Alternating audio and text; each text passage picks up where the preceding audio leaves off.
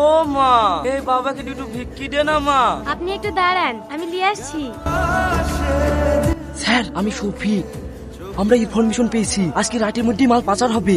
এলেন sir, pen ড্রাইভটা রাখেন, এর ভিতরে সমস্ত ডিটেলস আছে, আপনি একবার চেক করুন।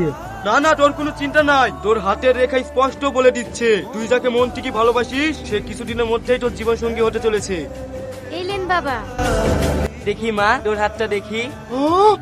এটা কিভাবে সম্ভব? দেখি দেখি তোমার হাতটা দেখি। আরে বাবা বাবা, দুজনের মধ্যে এত মিল, এটা দেখতে তোমাদের ভালোবাসার কাছে লাইলা মজনু হার মানবে। আপনি ভুল ভাবছেন বাবা, আমরা দুজন স্বামী স্ত্রী না। আমি সব জানি, তুই জীবনে অনেক কষ্ট করেছি, আর তোকে কষ্ট করতে হবে না। খুব অল্প সময়ের মধ্যে তোর রাজকুমারের সঙ্গে বিবাহ বন্ধনে আবদ্ধ হতে চলেছি। চিন্তা করিস না মা, খুব তাড়াতাড়ি তোর সুখের দেখা মিলবে, জীবনে তুই অনেক সুখী হবি। বোম ভোলে। এই ছেলেটা অক্ষম অবস্থায় রাস্তায় পড়েছিল তো, তাই সুস্থ করার লাগে বাড়িতে নিয়ে আসা হয়েছে। কি আর বলবো বলো ভাবি, কথায় আছে না, পরনে কাপড় জটে না, আবার মাথায় ঘুমটা, খাওয়াদের হয়ে গেছে তাই নিজেরাই ভিক্ষি করি খায়, আবার আর একজন দিলে সে সুস্থ করতে। এদিন নাটক দেখেছি, বেশ খেতে মন যাচ্ছে। এই কি বলতে যাচ্ছিস তুই? আমি কি তোর কাছে ভিক্ষা করতে গেছি নাকি? না তুই আমাকে 10 টাকা দিয়ে হেল্প করেছি? আমার বাড়িতে যাকে খুশি তাকে রাখবো, তুই বলার কে? কে মানে? ও আমাদের এই সমাজের একজন সদস্য। তোমার বাপ তোমার বিয়ে দিতে পারবে না বলি যাকে তাকে বাড়িতে লেসে ফুষ্টি নষ্টি করবা, সেইটা তো সমাজ মেনে নিতে পারবে না। কি বলো তোমরা?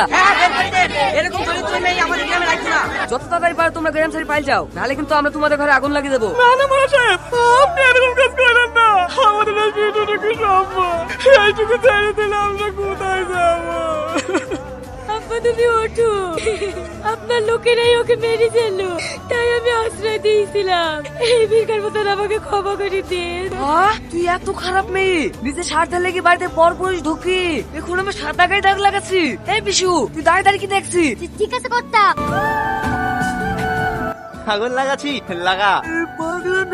সেই দিন ওর মার কেমন সন্দেহ হয়েছিল কর্তা, ও যেভাবে মারছিল ও নিশ্চয়ই কোথাও মার্ডার করি, এই কাপে কাগজ সেচে আছে।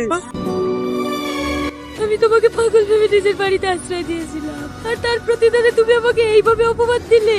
আমার ভাবতে ঘৃণা হচ্ছে। ছি, এতদিন আমি একটা খুনিকে আশ্রয় দিয়েছিলাম। তুমি আমার কথাটা শোনো। থাক, আমি আর তোমার কোনো কথা শুনতে চাইনি। তুমি এক্ষুনি বেরো আমার বাড়ি থেকে।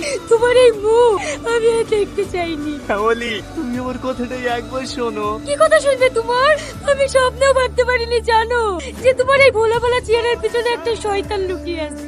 তুমি যাবো না, আমি এক্ষুনি নিজের হাতে নিজেকে খুন করে ফেলবো। না না, আমি চলে যাচ্ছি।